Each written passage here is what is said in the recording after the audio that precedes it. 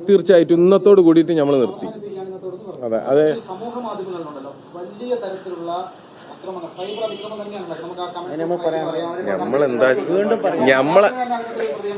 ഞാൻ ഓൾറെഡി ഞാൻ പറഞ്ഞല്ലോ, ആദ്യ ദിവസങ്ങളിൽ 2 പ്രാവശ്യം ഞാൻ ഇറങ്ങി ചെന്നിട്ടാണ് റിക്വസ്റ്റ് ചെയ്യുന്നത്, ദയവ് ചെയ്തിട്ട് ഈ കമന്റ്സ് ഇടുന്നത്. ഈ ഇത്രയൊക്കെ കൺട്രോൾ ചെയ്യാൻ മാത്രം പവർ എനിക്ക് ഉണ്ടെന്ന് തോന്നില്ല. എല്ലാം എനിക്ക് ഇങ്ങനെ നിന്നിട്ട് ഞാനിപ്പോൾ ഈ പത്രസമ്മേളനം എന്തിനാ? ഈ പത്രസമ്മേളനത്തിന്റെ അവസാനം കൺക്ലൂഷൻ എന്താണ്? അതിലേക്ക് വരുമല്ലോ, വെയിറ്റ് ചെയ്യും.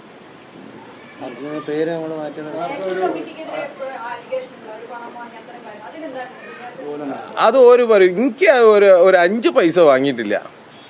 ഒരു പറയണത് പറയട്ടെ, ഒരു പറയണത് ആ ഒരു എന്താണ് ഓല ഗ്രൂപ്പിൽ തിരുവനന്തപുരത്തേക്ക് പോകാൻ വേണ്ടിയിട്ട് ആ ഗ്രൂപ്പിൽ എല്ലാവരും 250-300 റുപ്യ ഇങ്ങനെ ഷെയർ ഇട്ടതാണ്, ചെലവിനിട്ടതാണ് ഇപ്പൊ ഈ പ്രശ്നം. അതിലെന്താ തെറ്റ്? അത് ഓല് പറഞ്ഞോളൂ, എനിക്ക് അതിലൊരു തെറ്റും തോന്നിയില്ല.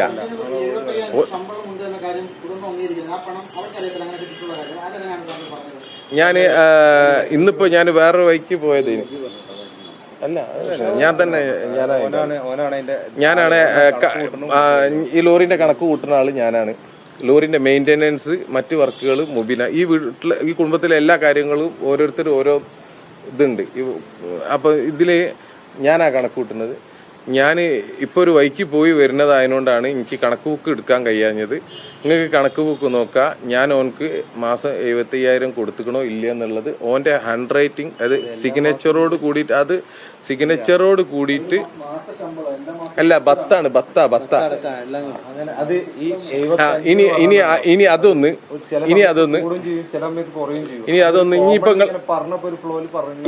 ഇനി അതിന്റെ പക്ഷെ അത് ഞാൻ പറയാനുള്ള ഇനിയിപ്പോ അത് ഞാൻ പറയാനുള്ള കാരണം ഉണ്ടായത് എന്താ പറഞ്ഞു കഴിഞ്ഞാല്, അർജുൻ നമുക്ക് കിട്ടിക്കഴിഞ്ഞു. ഇനി അർജുന്റെ ഫാമിലിക്ക് നമ്മളെ ഭാഗത്തുനിന്ന് ചെയ്യാൻ പറ്റിയത് ഇൻഷുറൻസ് തുക വാങ്ങിക്കൊടുക്കുക എന്നുള്ളതാണ്.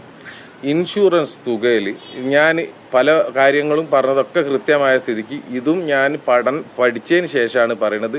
ഇൻഷുറൻസ് തുക കിട്ടുന്നതിൽ മെയിൻ 2 കാറ്റഗറി വരുന്നത്, ഒന്ന് അർജുൻ്റെ ഏജ് അവൻ്റെത് 30 അതെന്തോ വട്ടവർ.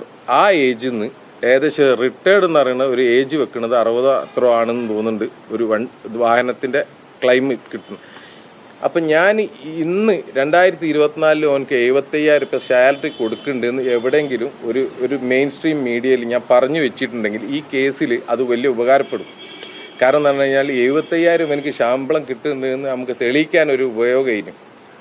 അവിടുന്ന് ഈ 61 റിട്ടയർഡ് ആവണ വരെയുള്ള കണക്ക് കോടതി നോക്കിയിട്ടാണ് ഇവന്റെ ടോട്ടൽ എത്ര കോമ്പൻസേഷൻ കൊടുക്കണം എന്നുള്ളത് തീരുമാനിക്കുക. ഞാൻ അതൊരു എന്താ പറയാ, ഒരു ഓണർ എന്നുള്ള നിലക്ക് ഞാൻ ഒരു എന്താ പറയാ, എൻ്റെതായ ഒരു സ്നേഹത്തിന് ഞാൻ നാക്കിൽ അത് അവിടെ ഒരു ഡോക്യുമെന്റ് ആക്കാൻ ഞാൻ ശ്രമിച്ചു. ഞാൻ ഒപ്പിട്ടതും പറഞ്ഞല്ലോ, പറഞ്ഞത് സത്യമാണ്. പക്ഷെ അതെന്താ പറഞ്ഞു കഴിഞ്ഞാൽ ആ ഒപ്പ് ഉണ്ടെങ്കിൽ പോലും അതൊരു സ്ഥലത്തും കൂടി കിടന്നോട്ടെ എന്ന് ഞാൻ വിചാരിച്ചു. ആ ഡോക്യുമെന്റ് അത് ഓൻ്റെ മക്കൾക്ക് അതൊരു വലിയ, ഓൻ്റെ മോനക്കൊരു ഭാര്യക്ക് ഒരു ഉപകാരപ്പെടില്ല. വലിയ എമൗണ്ട് കിട്ടും. ആർക്കും ഇത്ര വലിയ എമൗണ്ട് എന്തായാലും ഒരു ഗവൺമെന്റിനും കൊടുക്കാൻ കഴിയില്ല. അപ്പൊ കൊടുക്കാൻ നമ്മളാണല്ലോ ഇപ്പൊ അത് ചെയ്തു കൊടുക്കാൻ പോണത്. അതിനു വേണ്ടിയിട്ട് ആ പണം കുറച്ചുകൂടി കൂടുതലാവാൻ വേണ്ടി ചെയ്തു. അത് അത്ര എന്ത് അല്ല, അത് സത്യമാണ് 75,000 ആണെന്നുള്ളത്. ആ 70 മാഡം. ഒരു ട്രിപ്പ് പോയി ചില സമയത്ത് ചിലപ്പോ എന്താവും, വണ്ടി ചിലപ്പം അല്ല കുറവാ 75,000-ൽ കൂടുതലുള്ള മാസങ്ങളും ഉണ്ടായിക്കിനെ. അല്ല അത് വിടി, നമ്മൾ ആ ഒരു ഡോക്യുമെന്റ് അതൊന്ന് ഇനി കൂടുതൽ ഒരു വിഷയം വരികയാണെന്നുണ്ടെങ്കിൽ ഓൻ ഒപ്പിട്ടുണ്ട് കാണിച്ചിട്ട് അതൊന്നും ഒരു വലിയ വിഷയങ്ങളല്ല. അതിപ്പോ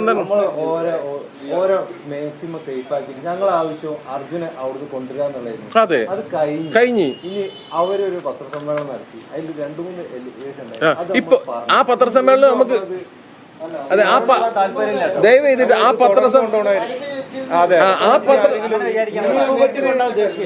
ഒരു കാര്യം കൂടി, ആ പത്രസമ്മേളനം ചെയ്തതും നമുക്ക് പ്രശ്നമില്ല ഇനിയും. പക്ഷെ ആ പത്രസമ്മേളനം ചെയ്തതിന്റെ പേരിൽ അവരനുഭവിക്കുന്നത് ഞമ്മക്ക് വിഷമാവണേനോണ്ടാണ് നമ്മളിപ്പോ ഈ പത്രസമ്മേളനം. അല്ലെങ്കിൽ എന്താ പറയണത്, ഞാൻ ഓരോ മെസ്സേജ് ചെയ്യുന്നതിന് വരെ ഞാൻ എന്താക്കില്ല, മറുപടി കൊടുക്കാറില്ല.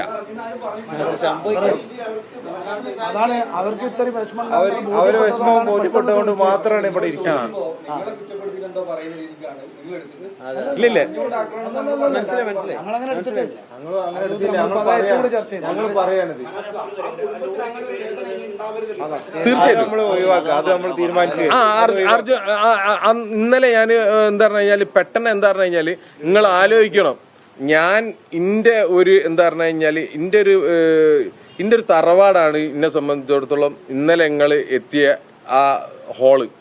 അതായത് ഞാൻ ഏറ്റവും കൂടുതൽ അഭിമാനിക്കുന്ന ഒരു കാര്യം, എൻ്റെ ആദ്യ കാലങ്ങളിൽ എൻ്റെ ടീഷർട്ട് മേലിൽ നോക്കിയാൽ മതി BNI എന്ന് പറഞ്ഞിട്ട്.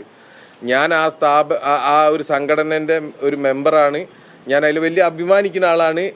ഞാൻ അങ്ങനത്തെ സ്ഥാപനത്തിലുണ്ടെന്ന് അവരും അഭിമാനിക്കുന്ന ഒരു സമയത്ത് 10-18 യൂണിറ്റുകൾ ഇന്നെ ആദരിച്ചും കൊണ്ട് നിൽക്കുമ്പോഴാണ് ഈ സാധനം പൊട്ടുന്നത്.